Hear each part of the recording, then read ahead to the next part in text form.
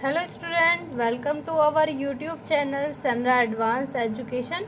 आज हम पढ़ने जा रहे हैं क्लास 6 की हिंदी व्याकरण का लेसन 4, जिसका नाम है वाक्य विचार। आज इस लेसन में हम वाक्य के बारे में बात करेंगे।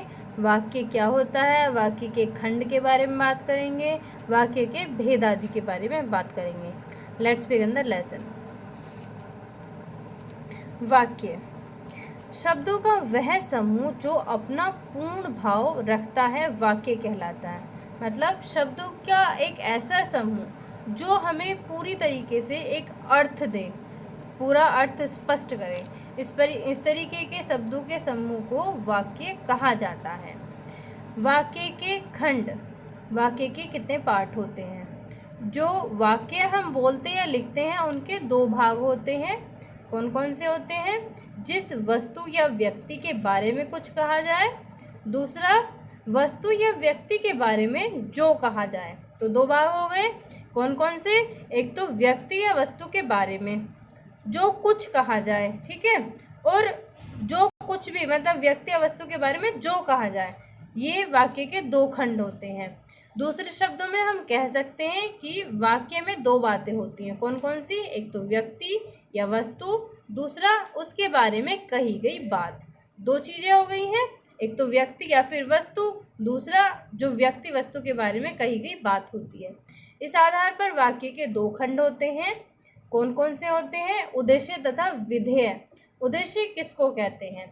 वाक्य में जिसके बारे में कुछ कहा जाए उसे उद्देश्य कहा जाता है। मतलब जिस भी वस्तु या व्यक्ति के बारे में कहा जाए उसको उद्देश्य कहा जाता है। जैसे मोना बीमार है, तो किसके बारे में बात की जा रही है? मोना के बारे में। तो यहाँ पर मोना जो है वो उद्देश्य है।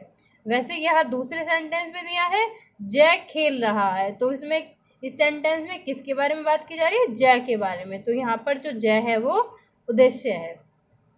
उपयुक्त वाक्यों में मोना तथा जय के बारे में कहा जा रहा है, अतः ये उद्देश्य है। विधेय क्या होते हैं? उद्देश्य के बारे में जो कहा जाए विधेय कहलाता है। उद्देश्य के बारे में जो कुछ भी कहा जाता है उसको विधेय कहा जाता है। जैसे उपयुक्त वाक्यों में बीमार है तथा खेल रहा है क्रमशः मोना व जय के बारे में कहा जा रहा है, अतः बीमार है तथा खेल रहा है विधेय है। उद्देश्य विस्तार। उद्देश्य विस्तार किसको कहा जाता है? एक सेंटेंस दिया है भारत की राजधानी दिल्ली एक बड़ा नगर है। ऊपर लिखे वाक्य में भारत की राजधानी उद्देश्य दिल्ली का विस्तार है। किसका? उद्देश्य तो दिल्ली है और दिल्ली का विस्तार क्या? भारत की राजधानी।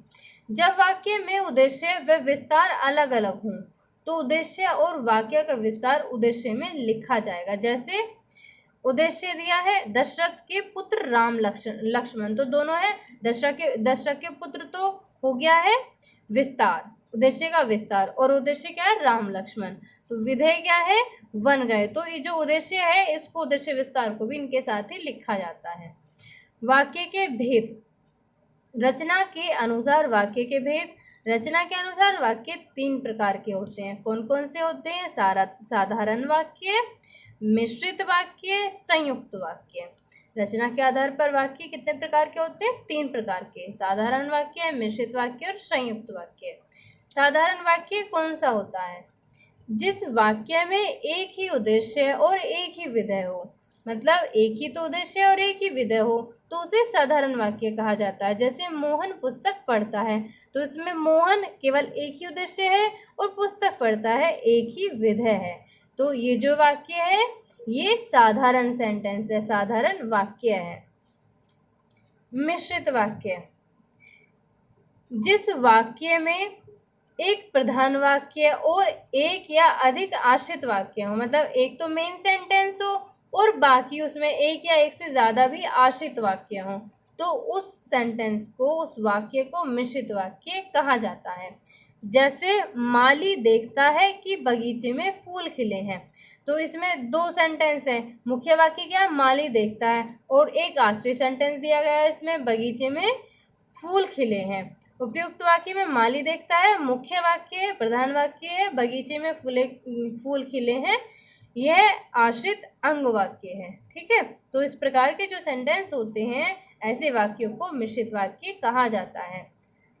संयुक्त वाक्य, समानता के आधार पर जब दो वाक्य समुच्चय बोधक से जुड़ते हैं, कंजक्शन से जुड़ते हैं, तो ऐसे वाक्य को संयुक्त वाक्य कहा जाता है।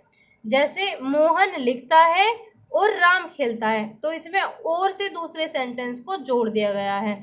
तो इस प्रकार के जो वाक्य होते हैं वो संयुक्त वाक्य होते हैं। उपयुक्त वाक्य में मोहन लिखता है, राम खेलता है, दो वाक्य हैं जो कि और समुच्चय बोधक अवयव से जुड़े हुए हैं।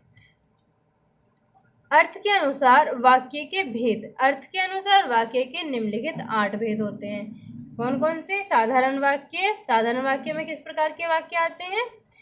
राहुल लिखता है, प्रश्नार्थक, क्या राहुल लिखता है, मतलब क्वेश्चन किया जाता है। साधारण वाक्य में तो साधारण सिंपल सेंटेंस होता है।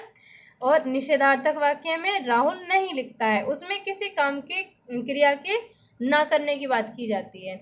आज्ञार्थक, राहुल तुम लिखो, इसमें ऑर्डर, प्रार्थना, निवेदन आदि किए जाते हैं। इच्छार्थक वाक्य, राहुल लिखे तो अच्छा हो, मतलब इच्छा के ऊपर डिपेंड करते हैं ये वाक्य, कामना, इच्छा आदि को व्यक्त करते हैं। संदेहार्थक वाक्य, कदाचित राहुल लिखता होगा, मतलब इसमें जो सेंटेंस होते हैं इसमें संदेह, शायद आदि संभावना व्यक्त की जाती है। संकेतार्थक वाक्य, यदि राहुल लिखे तो काम बन सकता है। ठीक है। विस्मयार्थक वाक्य, वाह वाह राहुल खेलने लगा। तो इसमें जो विस्मयार्थक होते हैं उसमें मतलब खुशी, दुख, शोक आदि के भाव व्यक्त किए जाते हैं। तो इस प्रकार के सेंटेंस विस्मयार्थक वाक्य होते हैं। तो आज हमने पढ़ा क्लास 6 का हिंदी व्याकरण का लेसन 4, जिसमें आज हमने वाक्य के बारे में बात की। वीडियो अच्छी लगी हो तो वीडियो को लाइक करना और चैनल को सब्सक्राइब करना ना भूलें। Thank you.